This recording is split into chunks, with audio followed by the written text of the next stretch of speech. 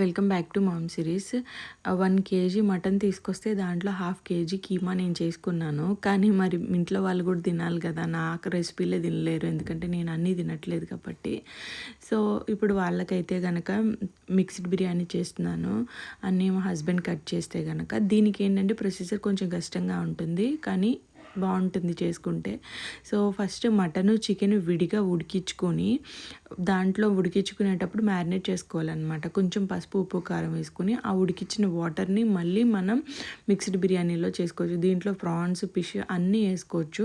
But ఏంటి అంటే నా దగ్గర అన్నీ అవైలబిలిటీలో లేవు, సో మటన్ చికెన్ వేసుకుంటున్నాను.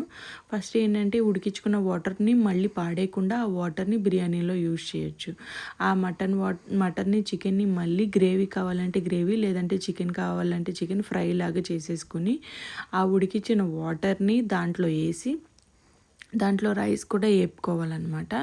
వేపుకొని ఆ తర్వాత ఏదైతే ఉడికించిన వాటర్ ఉంటుందో అది అందులో వేసుకొని బిర్యానీ యాజ్ యూజువల్గా ఎంతైతే టెంపరేచర్లో పెట్టుకుంటామో అట్లా పెట్టేసుకోవటమే.